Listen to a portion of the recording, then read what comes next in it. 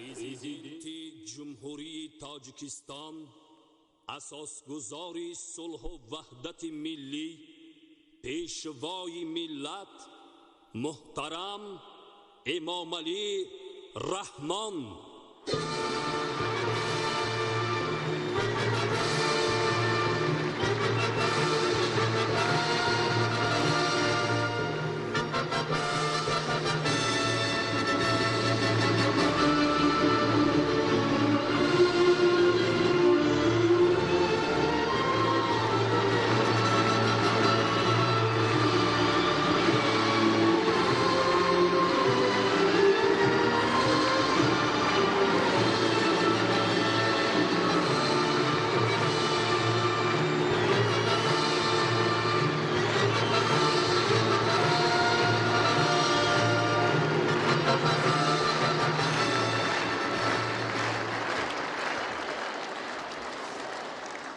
یک جا تشکر برای پیشوازگیری صمیمیتتان. یک جا تشکر. مرحمت هموطنان عزیز، مرحمت شدیتان، مرحمت شدیتان.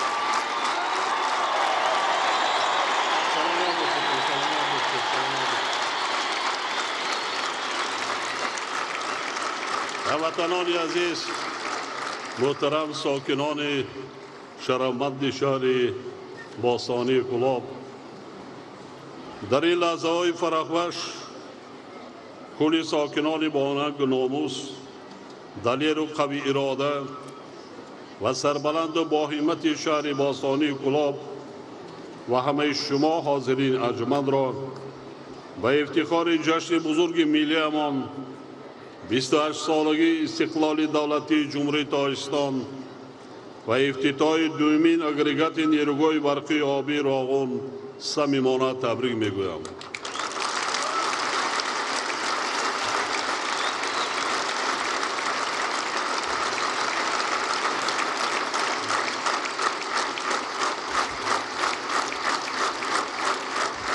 سلامت باشید. مرحمت شنیدتان. مرحمت شنیدتان.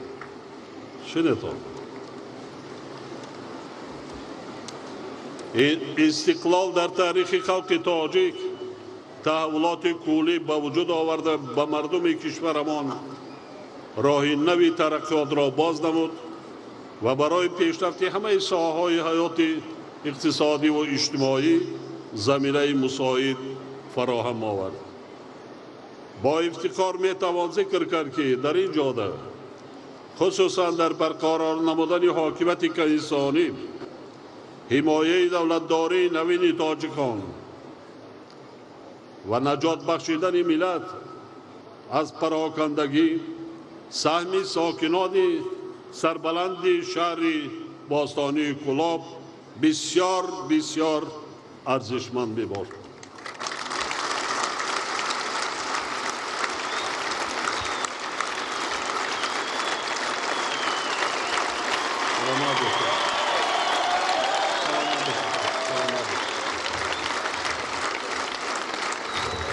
فرزندان این گوشه وطن مقدسمان در مسیر پرشیب و فراز تاریخ بارها به مقابل اجنبیان و اصلاحگران ایستادگی کرده کارنمایی و جانمردی زیاد نشان دادند. استقلال و آزادی و خودشناسی تاریخاً در وجود هر یک ساکنی شهر باستانی کلاب جای گرفته. مردان دلیر و شجاع این سرزمین برای حفظ شرف و ناموس، مرز و بوم و هر یک وجب خاک مقدس وطن قهرمانی و جانبازی ها کرده، هرگز در نزد اصلاحگران اجنبی و بدخواهان و دشمنان ملت سرخم نکرده.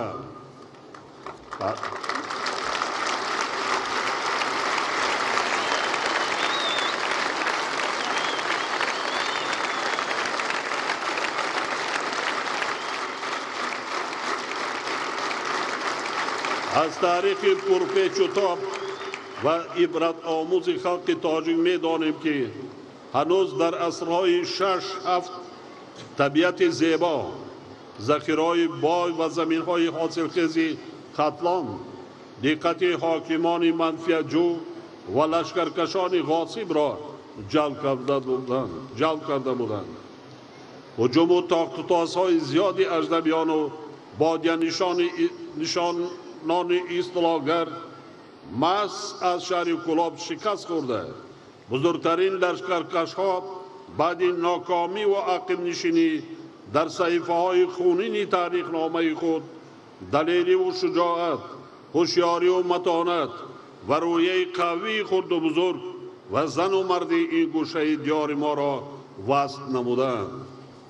آنها در دوران صاحب استقلالی نیز با شجاعت و دلیری به حمایه حقوق و آزادی ساکنان کشور برخاسته، جانیساری های زیاد کردند و نگذاشتند که خائنان ملت و وطن فروشان ساخت دولتداری و فرهنگ و مذهب دیگر را در مملکت جاری نمایند و استقلال نو به دست آمده را پایمال سازند.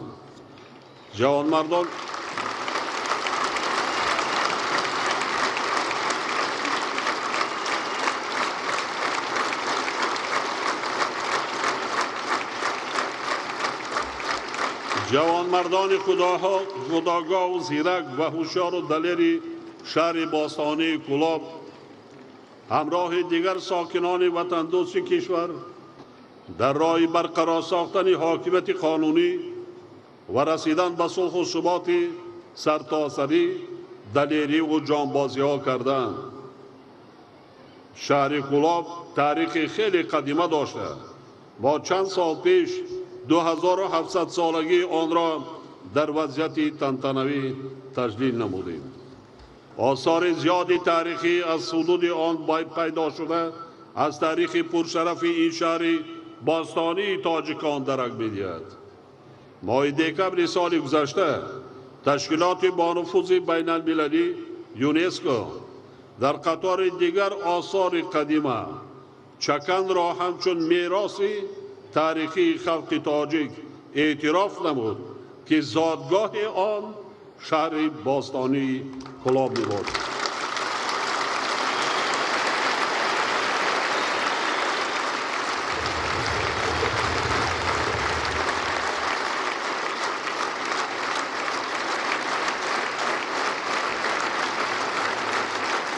در نقش‌های چکن آرزوی آمال و حافظه تاریخی قوم‌های آریایی جای گرفته توسط هنرمندان ماهر تا به زمان ما رسیده در عالم اعتراف و محبوبیت پیدا کرده است. در برابر این مردم شهر باستانی کلاب از قدیم به هنرمندی مشغول بوده تا به حال این عنعنه‌های نیک را ادامه داده ایستادند. موجود بودن کوچه های زرگران، چرمگران، کاسه تراشان، کولالگران، آهنگران و مانند اینها در شهر کلاب از مدنیت قدیمه شهرنشینی درک داده. این هنرها از نسل به نسل میراث ماندند و تا به امروز در این شهر تاریخی رواج دارند.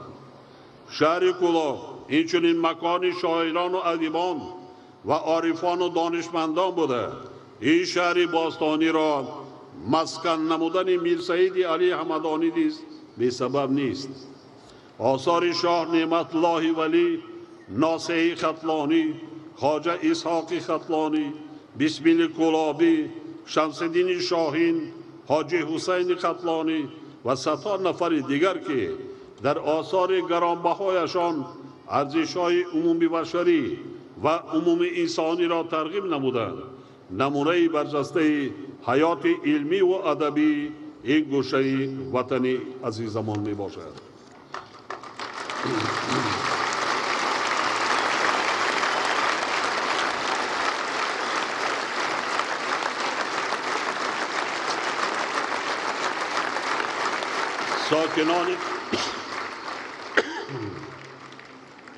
ساکنان شهرمند کلاب با افتخار از تاریخ گذشته خود و با احساس گرم وطنداری سیاست سازنده دولت و حکومت مملکت را جانبداری نموده در زمان صاحب استقلالی برای رشد و ترقیات شهر خیلی کارهای شایسته و نظررس را به انجام رسانیدند.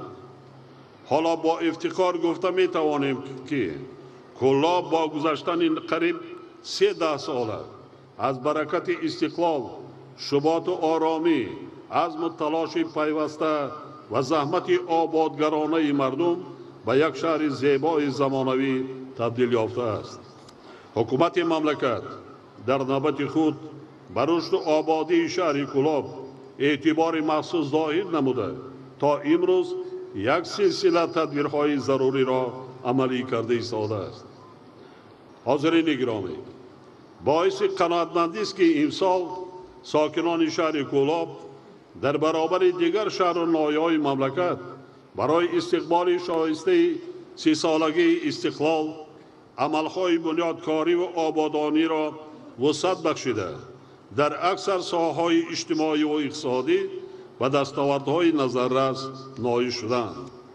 در برابر این تا هنوز در شهر و دهه‌های آن یک قطار مشکلات و مسائل وجود دارند که باید هرچه زودتر برطرف کرده شوند. مشکلات جدی شهر و دهات کلاب نرسیدن آب نوشاکی می باشد. زیرا سالهای آخر محله‌های نوبنیاد در اطراف شهر کلاب زیاد گردیده. در اکثر آنها انشاءات ضروری آب تامین کنی بنیاد کرده نشده است. با مقصد حل این مسئله حکومت تاجیکستان چندی پیشتر با بانک تجدید و رشد اروپا به موافقه رسید و تطبیق لایحه آب تامین کنی شهر کلاب به مبلغ بیش از 170 میلیون سومانی بهار سال 2020 آغاز می گردد که ابداً آبی با صفت آشامیدنی با صفت آشامیدنی مردم شهر باستانی کلاب تأمین می گردد.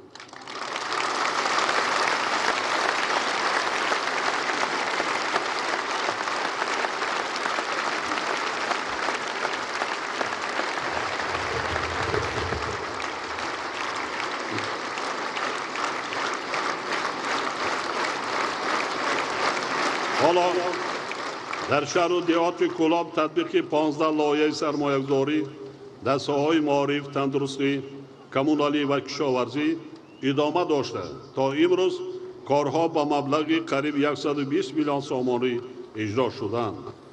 ولی این نشان دهنده با در نظر داشت افزایش شماره اهالی و ضرورت بنیاد انشاءات انفراساختاری اجتماعی و اقتصادی در شهر کلاب کافی نیست. طبق تحلیل‌ها اهالی شهر کلاب سال به سال افزایش یافته. در دوران استقلال قریب 70,000 نفر زیاد شده است و حالا شماره ساکنان آن بیش از 213,000 نفر را تشکیل می‌دهد. بنابراین ضرورت پیش آمده است که در شهر ده‌ها کارخانه و کارگاه‌های استحصالی و مرکزهای خدمت‌رسانی بنیاد کرده شد. از این لحاظ با تشبث حکومت مملکت در حدود شهر کلاب منطقه آزاد اقتصادی تأسیس داده شد که موافق قانونگذاری عمل کننده کارخانه و کارگاه‌های در آن بنیاد شونده از پرداخت تمام اندازها و باج گمرکی آزاد می باشند. اطمینان دارم که سالهای نزدیک منطقه آزاد اقتصادی کلاب توسط جلب سرمایه داخلی و خارجی و تطبیق لایحه‌های سودآور بر رشد شهر کلاب و منطقه تکان جدی بخشیده باعث تأسیس هزارها جای نوکاری و بلند شدن نیکوحوالی ساکنان می‌گردد. در این جاده با وزارت رشد اقتصاد و سودا، کمیته دولتی سرمایه‌گذاری و اداره اموال دولتی سپارش داده می شود که برای جلب سرمایه خارجی به اقتصادیات شهر و تأسیس کارخانه‌های مشترک در منطقه آزاد اقتصادی چاره‌های دخلدار را عملی نماید. همزمان با این بانک ملی را ضرور است که با مقصدی در شهر کولاب افزایش دادن حجم قرضه‌ای به صاحبکاران و اهالی چاره‌های عملی اندیشد. با مؤسسه دولتی فاند دستگیری صاحبکاری سپارش داده می شود که تا آخر سال نمایندگی خود را در شهر کولاب تأسیس داده برای پیشنهاد قرض‌های امتیازناک به صاحبکاران در ساحه‌های استحصالی چاره‌جویی نماید. ما امروز به بنیاد ارائه کولاب شمس‌الدین شاهین که ارزش لایحه‌ای آن 215 میلیون سامانی و مسافه‌اش 35 کیلومتر می باشد آغاز بخشیدیم. به ساختارهای دخلدار سپارش داده شد که بنیاد این راه را در مدت 1.5 سال به انجام رسانیده در این روند یک قسم راه‌های شهر کولاب را منفرش کنند. اینچنین کارهای 2 مرحله تعمیر و تجدید راه‌های داخلی شهر کولاب با مبلغ قریب 70 میلیون سامانی به انجام رسانیده شدند و تجدید چراغان نمودن یک قطار کوچه‌های شهر یعنی مرحله سیوم لایحه با مبلغ قریب 200 میلیون سامانی از جانب دیرکسیون ساختمان انشاءات حکومتی شروع گردید. یعنی امروز در خود داخلی شهر کولاب 21 کیلومتر راه‌های باقی مانده شهر کولاب در مهلت 2 سال پوره تعمیر کاپیتالی شده چراغان کرده می شود. یعنی پرابلم های راه های شهر کولاب حل شده.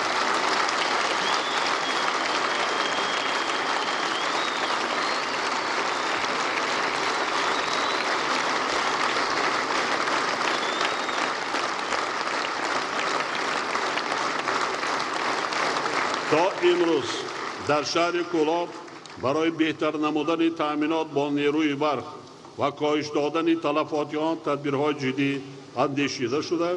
در دوام 10 سال اخیر زیاده از 400 ترانسفورماتور تعمیر و خطهای انتقال برق به مسافه 50 کیلومتر عوض کرده شدند. در این کار خیر سهم صاحبکاران و شخصان سخاوت پیشه نیز ارزشمند می باشد. با در نظر داشت بنیاد گردیدن 11 محله نوی اهالی نشین با وزارت انرژی و ذخیره آب شرکت برق تاجیک سپارش داده می شود که با مقصد بهتر نمودن تأمینات اهالی شهر کولاب و دهات آن با نیروی برق اینچنین کم کردن تلفات آن چاره‌های علاوه‌ای اندیشیده تا سال 2021 تجدید و ازنوسازی شبکه‌های برقی شهر را پوره به انجام رساند و نظام معاصری به حسابگیری نیروی برق را جاری نماید. در دهات کولاب از حساب صاحبکاران همت بلند آن برای نگهداری محصولات کشاورزی سرخانه برای 750 تانه ساخته به استفاده داده شده. در دهات زیرکی بنیاد 26 کارخانه و 4 سرخانه برای نگهداری زیاده از 800 تانه محصولات ادامه دارد. سالهای آخر مساحت باغ‌ها زیاد گردیده. در 92 گکتار زمین‌های لرمی باغ‌های میوه دهنده بنیاد کرده شدند و این اقدام ادامه دارد. در 2 سال آخر در شهر و دهات کولاب ساحه ماهی پروری رشد یافته. در میدان 85 گکتار 27 خواجگی ماهی پروری تأسیس داده شده است که نسبت به سالهای 2018 قریب 5 گکتار زیاد بوده. علاوه بر این برای بنیاد حوض‌های ماهی با خواهشمندان 86 گکتار قطعه زمین جدا گردیده بنیاد حوض‌ها ادامه دارد. حاضرین گرامی، طبق نقشه کارهای آبادانی به استقبال 30 سالگی استقلال دولتی جمهوری تاجیکستان در شهر کولاب بنیاد و تعمیر و ازنوسازی قریب 1000 انشاءات پیش بینی گردیده است. سال 2018 از این حساب 64 انشاءات تعیینات اجتماعی و اقتصادی بنیاد و 44 انشاءات از تعمیر اساسی برآورده شده است. در سال 2019 بنیاد ازنوسازی 271 انشاءات به نقشه گرفته شده. از این شماره در 6 ماه سال روان کارها در 65 انشاءات به انجام رسیده. ساختمان و تعمیر انشاءات و بناها طبق نقشه با صورت ادامه داشته. تا آخر سال 2019 206 انشاءات دیگر به استفاده سپاریده می شود. سال جاری در شهر کلاب از حساب صاحبکاران و اهالی 18 کیلومتر راههای داخلی شهر و دیهات آن تعمیر و تجدید و 32 کیلومتر سمفرش گردیدند که این اقدام البته شایسته تحسین می باشد. با اطمینان می توان گفت که تا جشن 30 سالگی اکثر کوچه و راههای شهر منفرش کرده می شود. در این روند همچنین در شهر و دیهات کلاب از حساب صاحبکاران محلی 2 کارخانه و 12 کارگاه خرد صنعتی بنیاد گردیده 120 نفر ساکنان با جای کار دائمی تأمین شدند. عموما در شهر در این دوره 3500 جای کاری تأسیس یافته است. در این سالهای صاحب سپالی در شهر کلاب چندین مؤسسه‌های تحصیلات عالی و میانه کسبی و لیسه‌های نو تأسیس داده شدند که حال آنها برای ساحه‌های گوناگون اقتصاد ملی کادر تیار کرده ایستادند.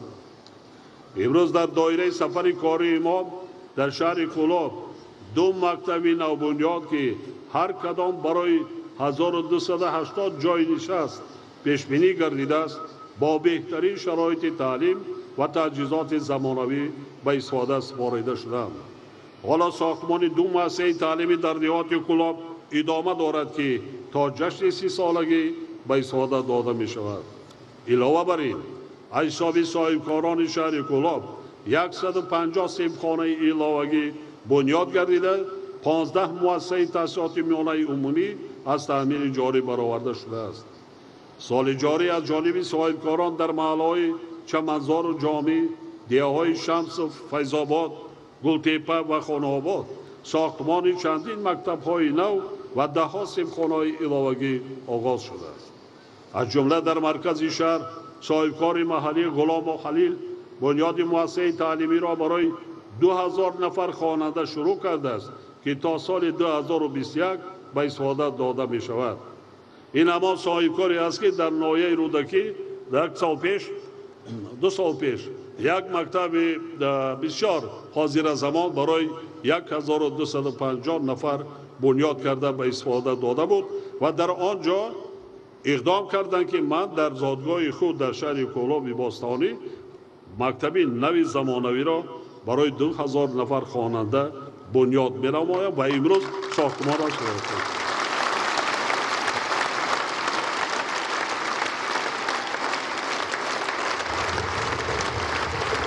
من به صاحبکاران باننگ ناموس شهر باستانی کلاب یک جهان تشکر و منتداری خود را بیان میکنم. من این روز شاهد بودم که آنها چگونه کارهای اقدامهای نو را شروع کردند. صدها جایهای نوی کاری. احسن به چنین صاحبکاران.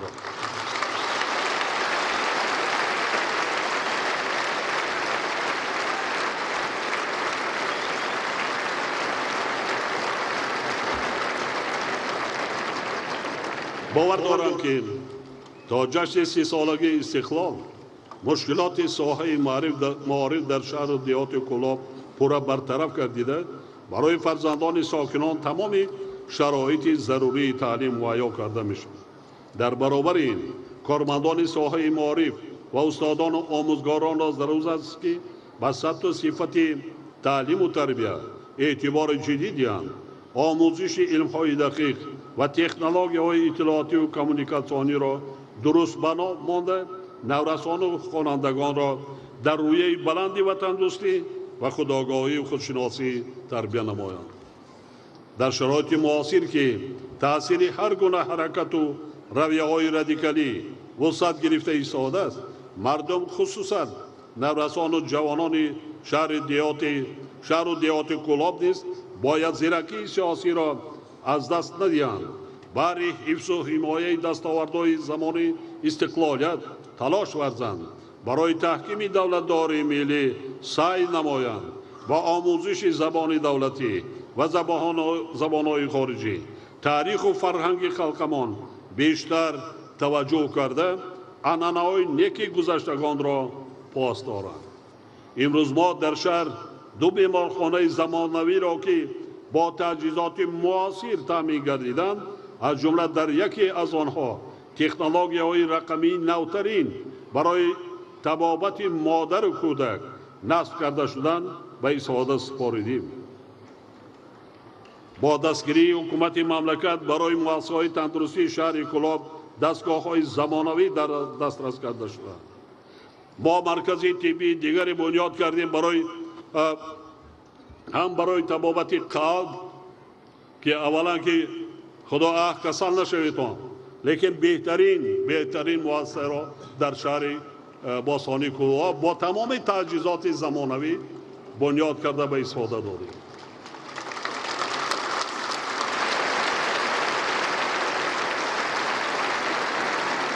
مخصوصا حالا در جمهوری این خیل مؤسسه برای طبابت مادر و کودک این خیل مرکز بنیاد نشده است، لیکن این را اولا به مبلغ 85 میلیون سومانی از آلمان با متخصصان آلمانی در مرکز شهر کلاب باستانی بنیاد کرده امروز به استفاده سپارید.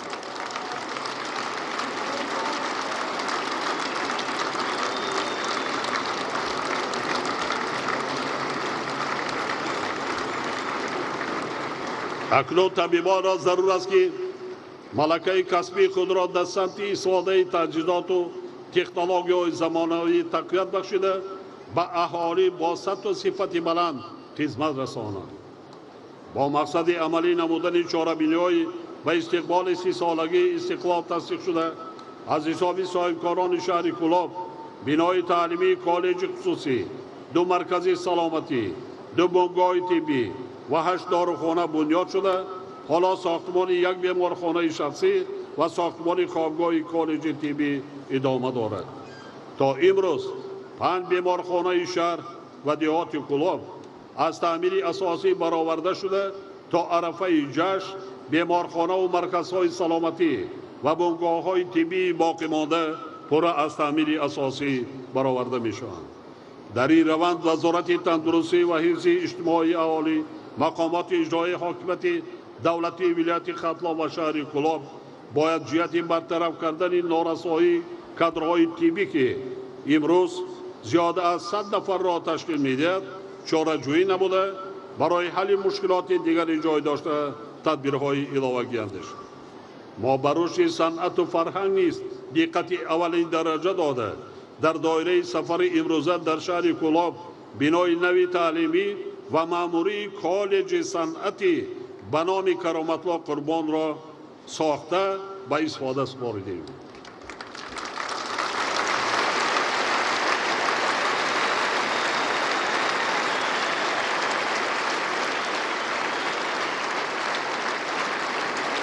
در این کالج برای از خود کردن نازک‌های صنعت و هنر شرایط بهترین فراهم آورده شده است. مردم کلاب از زمانهای قدیم طبیعتاً دوستدار صنعت و شعر و ادب بوده. در اکثر عائله‌ها اسباب‌های موسیقی موجودند و بیشتری آنها ذوق نوازندگی و سرایندگی دارند. واقعاً باید گفت که شهر کلاب وطن موسیقی فلک نیز میباشد. شبهه نیست که ساکنان این شهر شعر و هنر عنعنه‌های نیک را ادامه می‌دهند و در آینده از بین جوانان استعدادهای نو به کمال می‌رسند. همدیاران عزیز، دیروز و امروز با اشتراک رهبر دولت در شهر کلاب 16 انشاءات تعیینات گوناگون افتتاح گردیده، 35 انشاءات دیگر با اشتراک اعضای حکومت تاجیکستان، یعنی در مجموع بیش از 50 انشاءات و بناهای نوبنیاد به استفاده داده شدند. این خیلی انشاءات به نهایت زیاد است. احسن آفرین، ادامه دادن نماده کار این کار.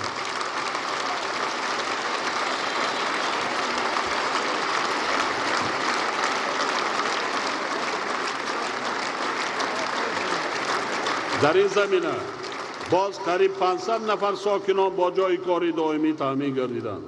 مخصوصاً از نوسازی باغ مرکزی که ما آن را به نام میر سید علی همدانی گذاشتیم، گلگشت سفر امیر شایف و باغ خوتلان به سیمای شهر حسن تازه بخشیدند.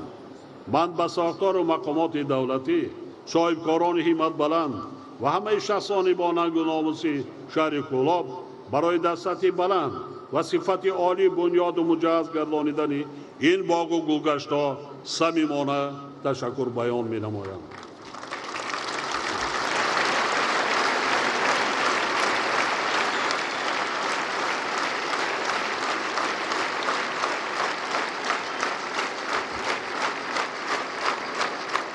در برابر این مقامات اجرایی حاکمیت دولتی شهر کولاب را وظیفه دار می سازم که انشاءات نوبنیاد فرهنگی را خوب نگاهبین نمایند، آنها را باز هم آباد کنند و جهت منتظم برگزار کردن چهاربینی‌های فرهنگی و معرفتی تدبیرهای ضروری اندیشند.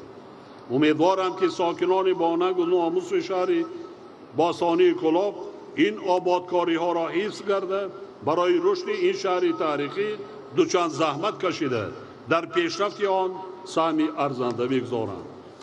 با استفاده از فرصت به ساکنان شهر کولاب برای دستگیریشان از تشبس‌های حکومت مملکت دایر به آبادانی و سازندگی کشور بخشیده به 30 سالگی استقلال دولت جمهوری تاجیکستان صدقاً اظهار سپاس می‌نمایم. صدقاً اظهار سپاس.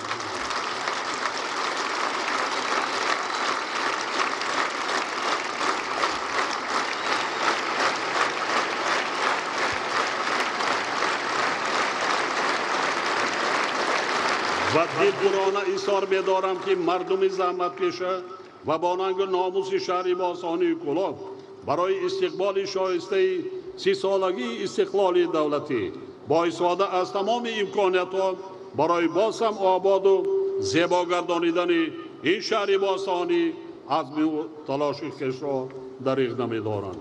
من بار دیگر به خرد و بزرگ مردم دلیر و غیور با ننگ و ناموس و سربلند و شرافتمندی شهر باستانی کولاب برای پشتیبانی صمیمی از سیاست پیشگرفته رهبر دولت و حکومت مملکت و متانت و فداکاری‌های آنها در لحظه‌های بسیار حساس تاریخ ملت منتدار اظهار بنمایم و اعتماد قوی دارم که آنها منبع نیز برای پیشرفت سرزمین اجدادیمان سهمی و تندرستانه خود را می‌گذارند.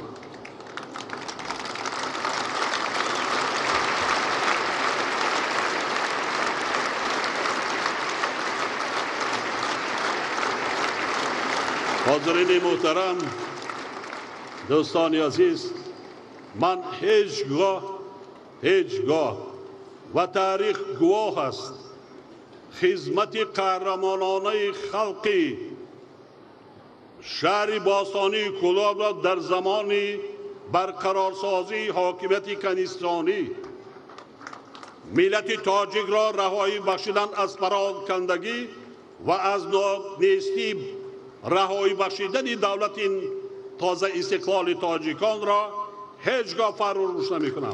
احسن به شما. احسن. در همه لحظه‌های وزنین تاریخی 28 ساله خرد و بزرگ شهر باستانی کولاب در پهلوی رهبر دولت بودند. دولت صاحب استقلال خود را حمایت کردند. هزارها احسان به شما. هزارها مراتب ما منتدار خود را بیان می‌کنم.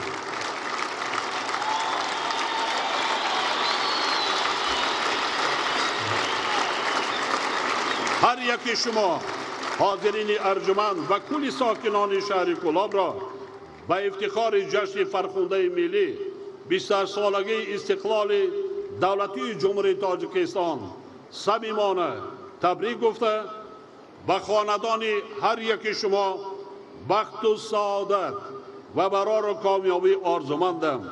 همیشه سربلند و کامیاب باشید همیاران عزیز.